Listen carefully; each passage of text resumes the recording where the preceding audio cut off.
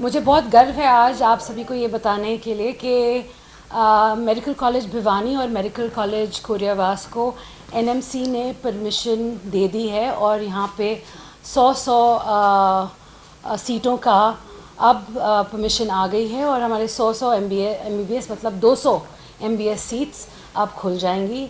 और मैं आज के दिन अपना आभार व्यक्त करना चाहती हूँ हमारे स्वास्थ्य मंत्री श्री जगत प्रकाश नड्डा जी का और हमारे मुख्यमंत्री हमारे सैनी साहब का कि उन्होंने उनकी परिश्रम की वजह से आज के दिन परमिशन हमारी आई है और हम पूरे हेल्थ डिपार्टमेंट की तरफ से जो हमने सारा परिश्रम किया है वो आज के दिन रंग लाया है, तो उनका बहुत बहुत धन्यवाद। इसके साथ साथ मैं ये भी कहना चाहूँगी कि काफ़ी वक्त से कोरियावास और भिवानी के ऊपर बात चल रही थी और हमने 19 अगस्त को एक चिट्ठी लिखी थी नेशनल मेडिकल कमीशन के परमिशन के लिए चीफ मिनिस्टर साहब को और नड्डा साहब को कि आप प्लीज़ इनमें परमिशन जल्द से जल्द करवा दें। और मात्र 12 दिन में चिट्ठी के लिखने के बाद एनएमसी ने परमिशन दी है, उनके लिए उसके लिए उनका बहुत बहुत बहुत आभार।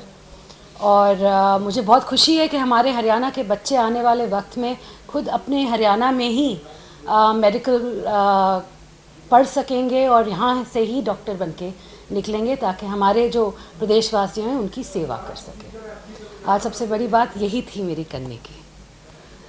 मैम, इसके अलावा भी जिस तरह प्रदेश में हालात बन रहे हैं, कई जगह बाढ़ जैसी जो स्थिति है। जी, पूरे प्रदेश में मैंने एक जो अभी स्थिति है पूरे हरियाणा में, मैंने एक चिट्ठी लिखी है चीफ मिनिस्टर साहब को कि हमारा जो शक्ति पूर्ति पोर्टल है वो जल्द से जल्द सारे ज़िलों में अच्छी तरह चले।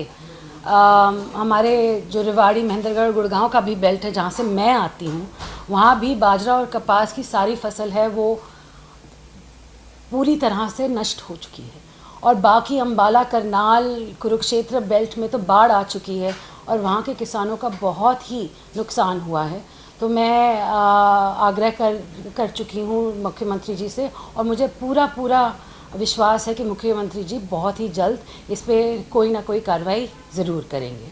और इसके साथ साथ मुख्यमंत्री जी ने 5 करोड़ रुपए हमारे पंजाब के भाइयों को भी दिया है रिलीफ फंड में, क्योंकि जो हालात पंजाब में हैं वो हरियाणा से कहीं बदतर है। बाढ़ आई हुई है, आप सभी जानते हैं, बहुत बहुत बड़े स्तर पे फसलें नष्ट हुई हैं, किसानों का बहुत बुरा हाल है।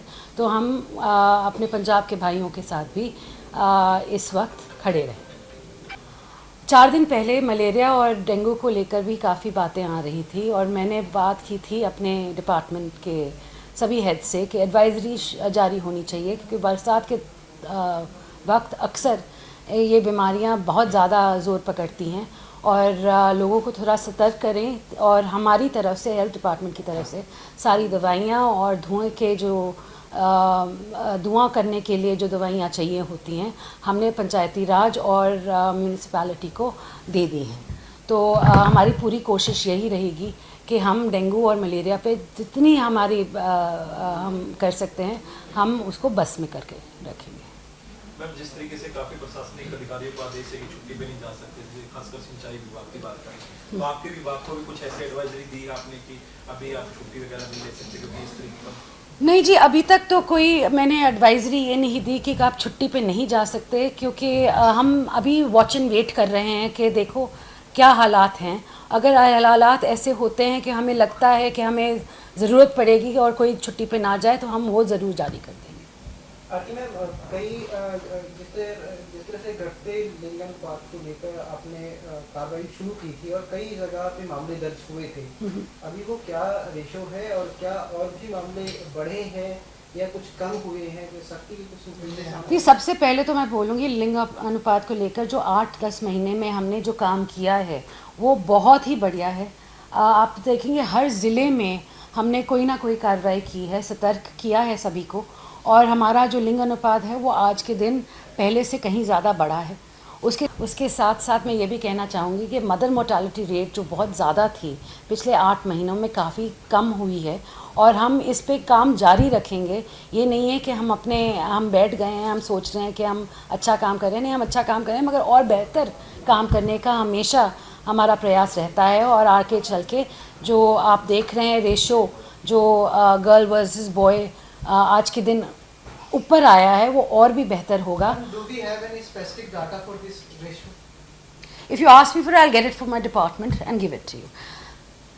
When it comes to, if you're asking me in English, when it comes to sex ratio of children, it is done every 2 months also, and then you make an aggregate of the year. That's how you come down to what the actual ratio is. So when you talk about it, 1 month you will be down, 1 month you will be up. So you have to make an aggregate and an average, and only then do you come to the real data. हाँ जी। आप कुछ क्योंकि पीछे ये भी सुनने में आया था कि कुछ एमटीपी सेंटर्स पर भी कार्रवाई की है, रिवर्स ट्रैकिंग की जा रही थी, और इसको लेकर क्या कुछ सीएमओ से भी हमने जवाब मांगा है और कुछ आशा वर्करों को? नहीं, हमने बेसिकली ये कहा था कि कुछ थे बच्चे, there were some abortions that took place, and हमने कहा था कि अबॉर्शंस कहाँ किए गए हैं और क्यों किए गए हैं, कोई मेडिकल रीज़न था इसके पीछे। तो हमने हर गर्भवती महिला के साथ कोई ना कोई आशा वर्कर्स लगाई हुई है, ताकि आगे चल के अगर जब उनको पता चलता है वो गर्भवती है, उनका पालन पोषण कैसे हो रहा है उसके लिए भी, और अगर कोई हादसा होता है बच्चे के साथ या अगर कोई मेडिकल अबॉर्शन करवाना हो पड़ सकता है तो हम उसके लिए रीज़निंग चाहते हैं कि क्यों हुआ ऐसा, क्या माँ की जान को खतरा था या उन्होंने किसी और तरह से। तो हमारी ये काम जारी है। और 1100 केसेस थे मैम जिनकी शायद रिवर्स। हाँ जी, तो we been doing reverse tracking of both के, और फिर आशा वर्कर से पूछा जाता है कि फिर आप थे क्या उनके साथ, कि